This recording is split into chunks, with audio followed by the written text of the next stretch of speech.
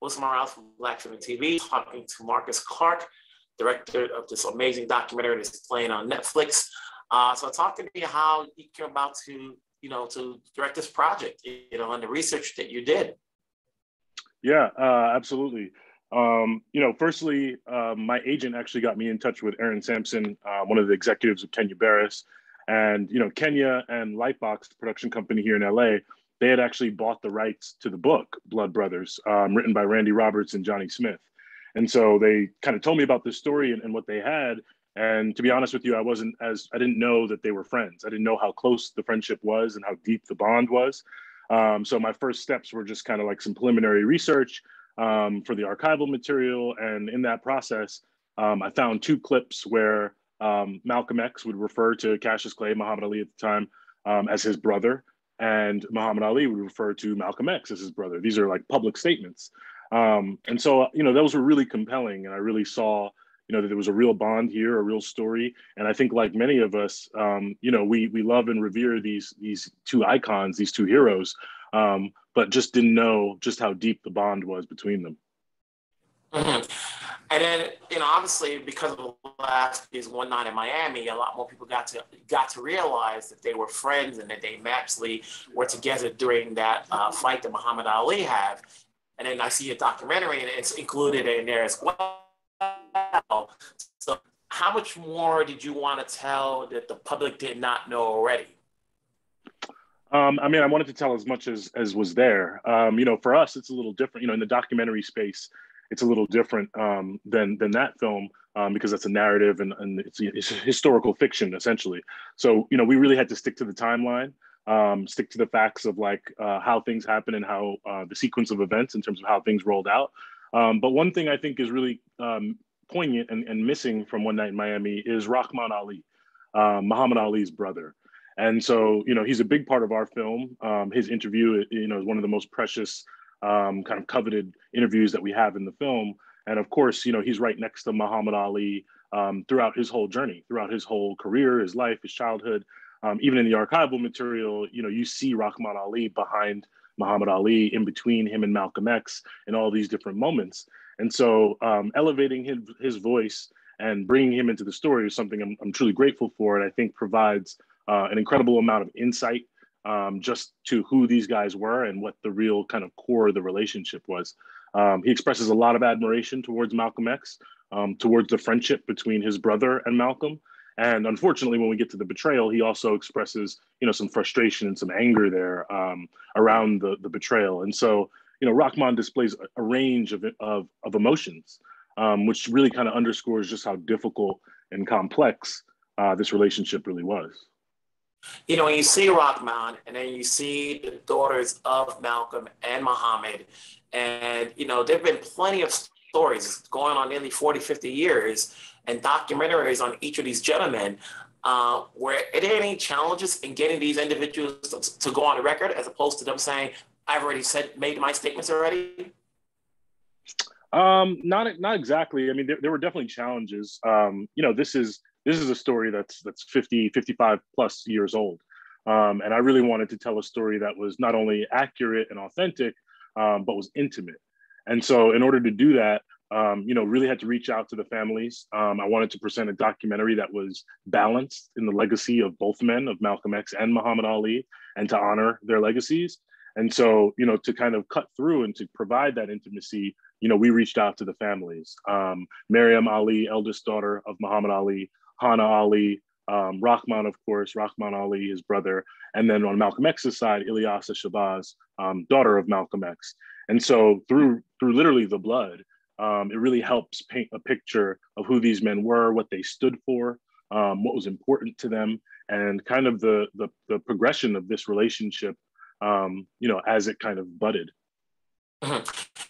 With any documentary, there's a lot of footage, there's a lot of storytelling. And obviously, in the beginning of the documentary, you mentioned Marcus Garvey, all the way up to, what goes on, besides getting the individuals to go on the record, then there's the editing process. I always say the MVP of any documentary, for it to be good, is the editing process, how to keep it along the narrative that you want to present along, and how to, obviously cut out as much as you have? You know, how was that challenge in terms of like, here's what I got to throw this in there, but then I'm sure you got people telling you it's too much, you got to cut it out, it makes no sense, and so forth.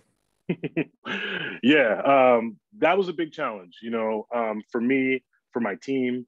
You know, these two men, they have a huge legacy, and so there's so much information to cover, to potentially cover, and so that was definitely one of the challenges. But what we did was, you know, this relationship really takes place in a 3-year time period. It's really 1962 to 65.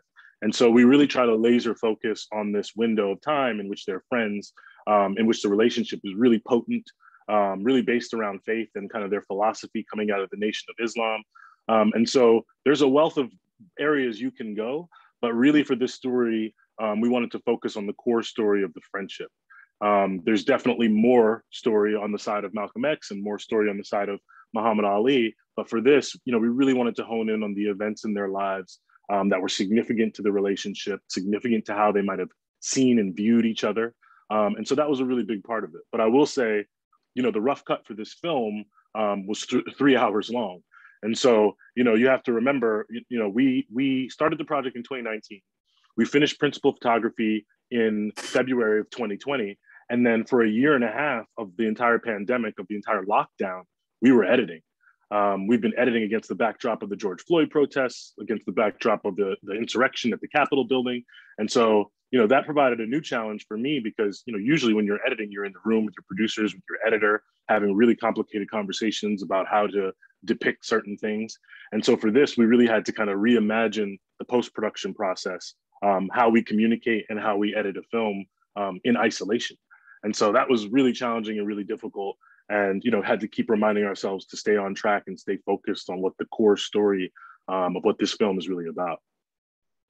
I appreciate the end part of it because obviously, you know, when you get to that sour note, you know, in which their relationship had, you know, deteriorated, and then long since after they died, when you have testimony from each of their kids about, you know, especially how Muhammad Ali felt, that's what makes it, you know, you don't want to end it like, oh, you know, these are two brothers who basically stopped talking to each other. But I appreciate that ending of it. Was it difficult for the daughter to, not, I would say difficult, when she told you the story? Because I don't think anybody has ever heard her say what Muhammad Ali felt after Malcolm's death.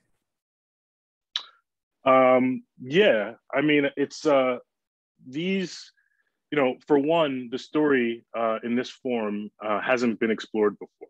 You know, there's been plenty of contributions to documentaries on either side.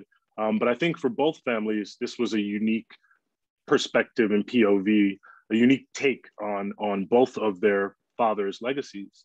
And so I think a lot of, you know, new information, new feelings, and new thoughts kind of were riled up kind of through this process.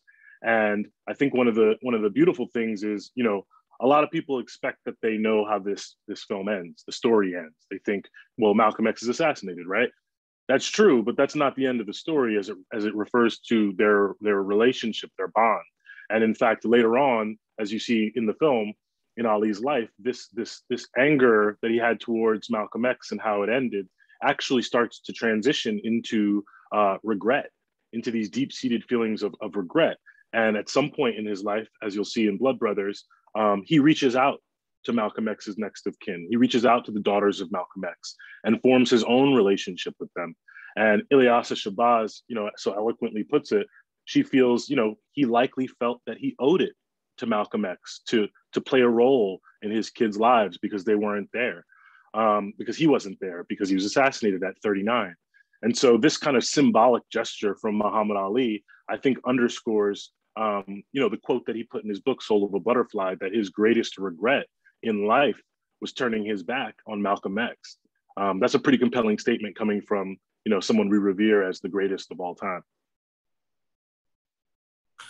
What did you learn in the process as a filmmaker? You know, you've been doing this for some time. Obviously, any documentary takes time and patience, you know, and all that went on last year, you know, you got to keep it going, you know, and it's not always easy to stay the course, you know, and then try to get a living, try to live life, try to stay alive and so forth. So what did you learn throughout this whole process as you were putting this together while dealing with everything outside of just this documentary? Yeah, well, for me, man, to be honest with you, this process was deeply spiritual, very emotional, and very personal. Not just because of the responsibility of the story and the legacies of these men and telling it right and telling it authentically and accurately, but just digging into myself, also in my culture, and where I come from. And, against the backdrop of, like I said, the George Floyd protests and all these things happening in the country, for me, I looked at it as this is going to be a challenge, and this is my challenge to bear. I think about the contributions Malcolm X made and the sacrifices he made and the sacrifices Muhammad Ali made and the time period that they were going through and what they were dealing with. And while when I looked outside the window, it looked like, America's falling apart and things are getting crazy, I had to think back to what these men had to deal with. And so I tried to pull strength from that and pull dedication from that and try to really stay focused on the mission. If you're trying to be a part of, this legacy of these pioneers, you kind of have to embody some of that energy. And so I tried to really dig into that and pull from that for inspiration to keep going and to know that, I had a mission that I needed to finish this film and to stay focused. And my team helped me with that. Kenya Barris helped me with that. Lightbox helped me with that. Netflix helped me with that. And it was a really incredible experience. And I'm very proud and grateful to present this film. At the end of the day, two questions before I let you go. Do you have your own director's cut? And what's next for you? That's a really good question. So I don't officially have my own director's cut, but there is kind of a director's cut. I don't know if that'll ever see the light of day. But there is another, I'm very proud of the way the film is and how its final form is. But yeah, there's definitely some other elements that I could have peppered in there that would be found in the director's cut, but only time will tell if that ever comes out. And what's next? Good question. I'm not sure yet. I'm having some conversations, but nothing I can talk about at this point just yet. But I appreciate the interest. Hey, you know what? Either way, you have this one here. It's going to have a long run. People will talk about it. People will be watching it. I appreciate you taking the time to talk about this. Hey, stay safe. I'm always here to support, and have yourself a great day. Absolutely, man. And thank you for taking the time to talk to me today about this. I really appreciate it. Thank you. Bye. All right. Thank you.